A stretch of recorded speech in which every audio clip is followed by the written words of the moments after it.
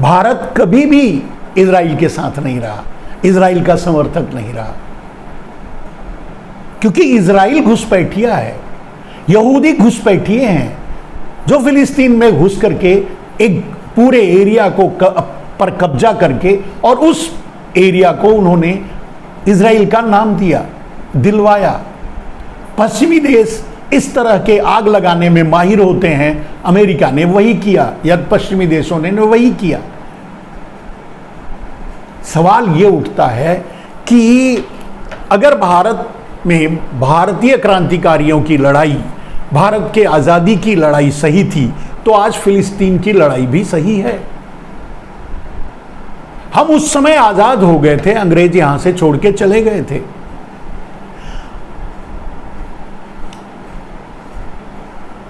अगर आप सोचिए कि अंग्रेज नहीं गए होते, अंग्रेज भी यहां कोई बीच में कोई ऐसी कॉलोनी बनाते, फिर उसका विस्तार और करते, धीरे धीरे फिर वो उसे एक देश के रूप में परिवर्तित करवा लेते अंतर्राष्ट्रीय साजिशों के जरिए, अंतर्राष्ट्रीय समर्थन से, क्या हम और आप बर्दाश्त कर पाते?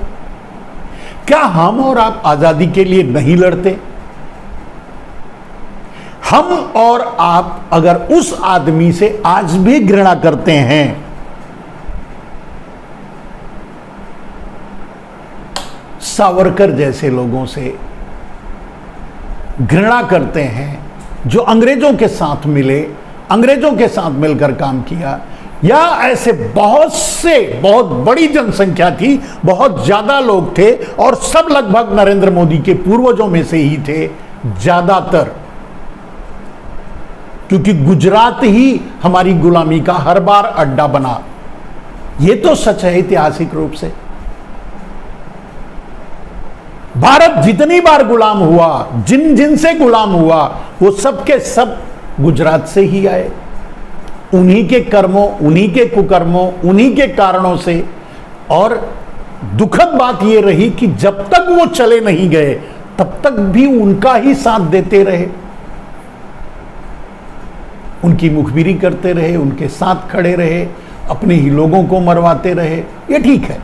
अगर ऐसे लोग अपने देश के साथ न्याय नहीं कर पाए, अपनी आजादी की लड़ाई नहीं लड़ पाए, अपनी आजादी के लिए अपनी कुर्बानी नहीं दे पाए, अपनी शहादत नहीं दे पाए,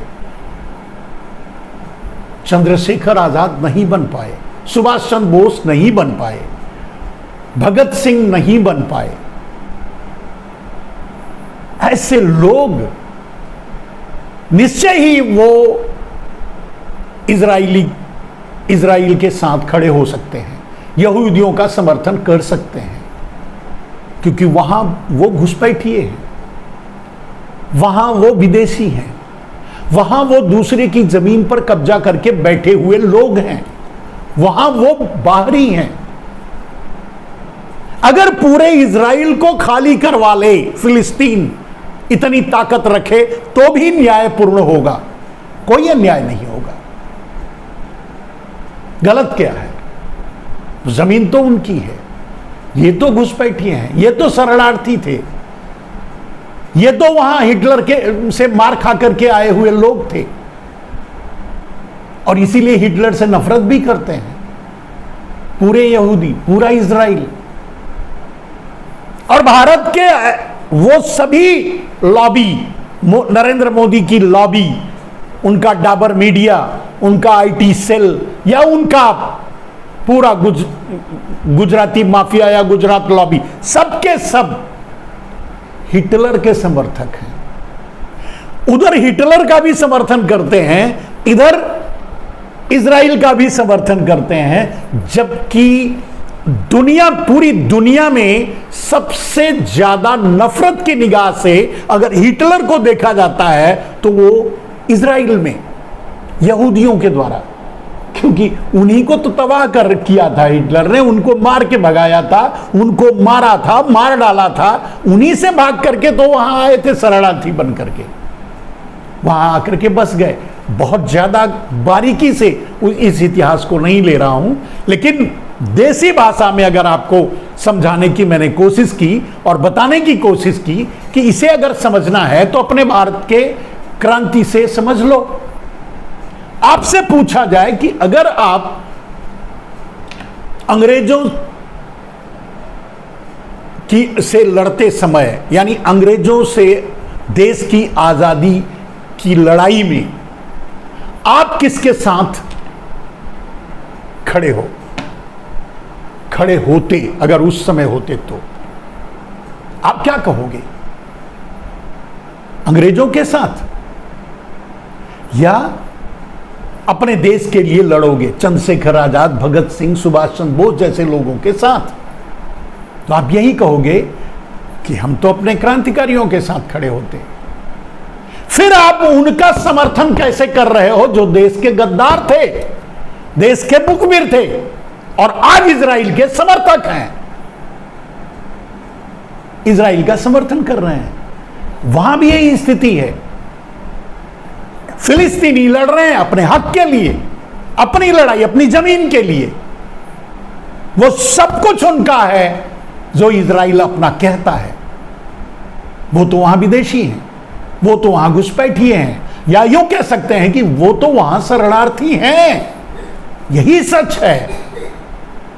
और इस सच से आप अगर इनकार नहीं कर सकते तो आप कैसे इजराइल का समर्थन कर सकते हो? क्या आप अंग्रेजों का समर्थन करते? आज अगर आप इजराइल के साथ खड़े हो तो आप अंग्रेजों के समर्थक हो भारत में, भारत की क्रांति में।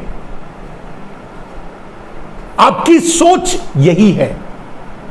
अगर आप इजराइल के साथ खड़े हो, होने दो इजराइल दुनिया का सबसे ताकतवर देश हो जाए, सबसे टेक्नोलॉजी वाला देश हो जाए, सब कुछ हो जाए, कुछ प्रश्न ये है कि आप सत्य के साथ खड़े हो या असत्य के साथ खड़े हो।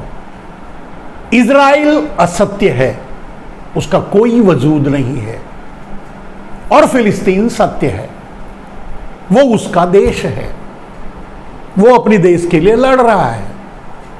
उससे दूसरे लोग आतंक का नाम दे सकते हैं। अंग्रेज भी हमारे चंद्रशेखर आजाद, भगत सिंह, सुभाष चंद्र बोस को आतंकी ही कहते थे।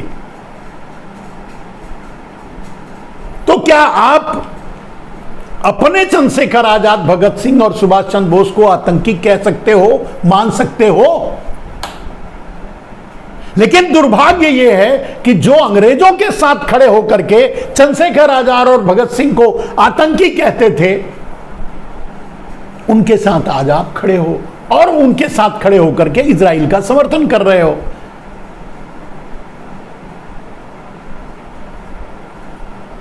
आपको समझने के लिए अगर आप अपने इतिहास को पढ़ लोगे तो आपको समझ में आएगा। किसी भी एंगल से, किसी भी तरीके से, किसी भी मुद्दे से, किसी भी भाव से जब आप फिलिस्तीन और इजराइल के वार को देखोगे, युद्ध को देखोगे, लड़ाई को देखोगे, तो आप अगर एक सत्य समझने वाले, सत्य मानने वाले, सत्य सोच वाले आदमी हो तो किसी भी कीमत पे इजराइल के साथ नहीं खड़े हो सकते, क्योंकि वो घुसपैठिए हैं वहां, क्योंकि वो विदेशी हैं वहां, क्योंकि वो शरणार्थी हैं वहां। उनका कैसे हो गया? और किस मुंह से आप, किस सोच से आप उसका समर्थन करोगे? सिर्फ इसलिए कि मोदी समर्थक हैं, सिर्फ इसलिए कि इजराइल ने मोदी को पेगासस से नवादा, देश में खलबली मचाने के लिए, देश की राजनीति को भ्रष्ट करने के लिए, तबाह करने के लिए, देश को, देश के लोकतंत्र को, या टीम जॉर्ज जैसे हैकरों को लगाया भारत में कि यहां की राजनीति को भी प्रभावित करें, या जो उनके लिए शूट करे या जो इजराइल का समर्थन करे उसे प्रधानमंत्री भारत में, वो प्रधानमंत्री भारत में बने, इस कोशिश के लिए आप इजराइल का समर्थन करेंगे? इजराइल अगर अपने यहां जहां वो शरणार्थी बन के गया, अगर उनके साथ वो इतना बड़ा देशद्रोह किया, इतना बड़ी गद्दारी की, उनके साथ ही, उनके ही भूभाग पे उनका ही हक छीन करके उनसे ही लड़ रहा है, उनको ही तबाह कर रहा है, तो जो यहां इजराइल के समर्थक हैं वो भी वही हैं जो कभी अंग्रेजों के साथ खड़े रहे, देश से गद्दारी करते रहे, देश की मुखबिरी करते रहे, अंग्रेजों को बुला कर लाए, यहां तक कि अंग्रेजों को बाहर जाने नहीं देना चाहते थे, अंग्रेजों को छोड़ना नहीं चाहते थे, अंग्रेजों को भारत में रखना चाहते थे, अंग्रेजों के दलाल थे, और वही आज इजराइल के समर्थक हैं। इतनी छोटी सी बात, इतनी साधारण सी बात, अगर इतिहास की थोड़ी बहुत नॉलेज आपके पास है, इतिहास की क्रांति, हमारी आजादी, हमारी लड़ाई को थोड़ा बहुत आप समझते हैं और इंसान हैं, अन्न खाते हैं, सच को समझने का साहस रखते हैं, बोलने का, तो किसी भी कीमत पे आप इजराइल के साथ खड़े नहीं हो सकते। दुनिया का भले ही पावरफुल आदमी हो जाए, वो अमेरिका उसके साथ खड़ा हो जाए, पूरी दुनिया उसके साथ खड़ा हो जाए, लेकिन अगर आप में जरा भी हिम्मत है, जरा भी सत्य बोलने का साहस है, तो किसी भी कीमत पे आप इजराइल का समर्थन नहीं कर सकते। और मैं नहीं करता। मैं तो क्रांतिकारियों के साथ खड़ा हूं, मैं तो क्रांतिकारियों के पूर्वजों से आता हूं। मैं कैसे खड़ा हो सकता हूं एक गद्दार के साथ, एक लुटेरों के साथ, एक घुसपैठियों के साथ,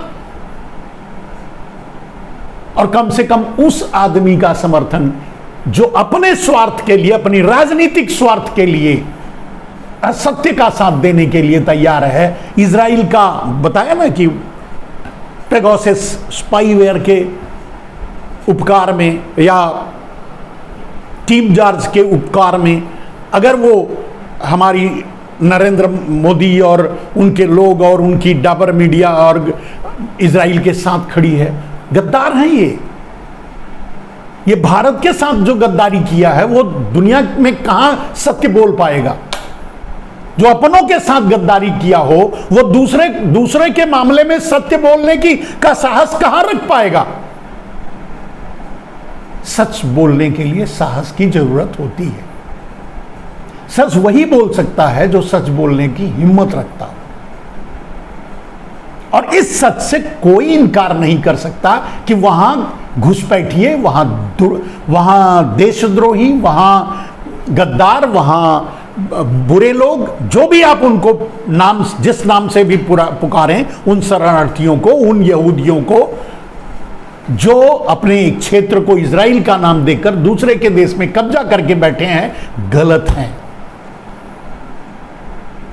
दे आर नॉट राइट। वो उनका देश नहीं है, वो तो शरणार्थी थे।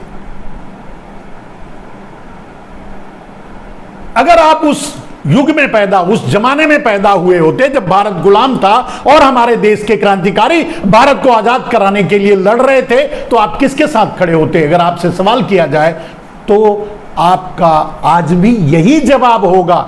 भले ही आप गलत फहमी में एक गलत आदमी को चुनकर नरेंद्र मोदी के साथ आज भले ही उनके भक्त बन गए, समर्थक बन गए, जो भी है, ये आपकी भूल है, आपकी नासमझी है, आपकी इतिहास की न जानकारी है, ये अलग बात है। लेकिन आज भी आपसे अगर ये सवाल किया जाता कि अगर उस काल में आप पैदा हुए होते जिस काल में भारत अपनी आजादी के लिए लड़ रहा था, तो आप चंद्रशेखर आजाद, सुभाष चंद्र बोस के साथ खड़े होते या नहीं? तो आप बोलोगे खड़ा होता।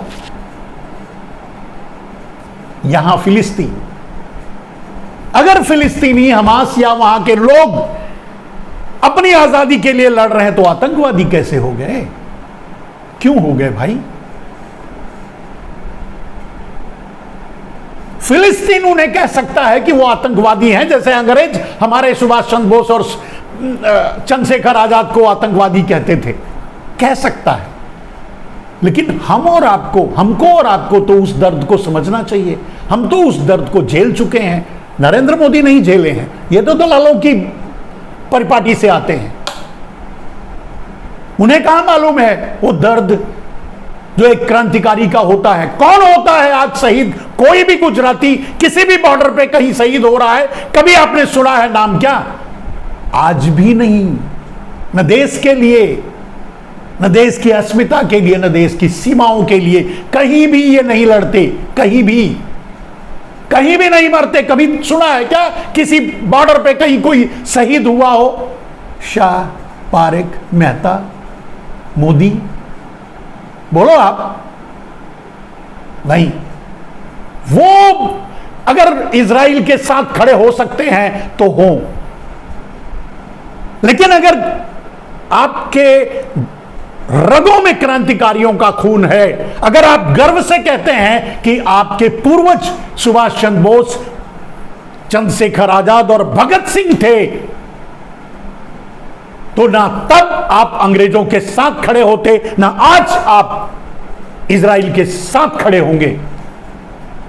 हम लड़ने नहीं जा रहे हैं इजराइल के साथ, आप भी नहीं जाएंगे, लेकिन सच तो बोलने का साहस रखो यार। जब देश में तुम सच नहीं बोल पाते, गद्दारों के साथ खड़े हो, तो विदेशों में कहां बोल पाओगे न्याय की बात। फिलिस्तीनियों की लड़ाई न्याय की लड़ाई है, उनके अपने हक की लड़ाई है, उनके अपने देश की लड़ाई है।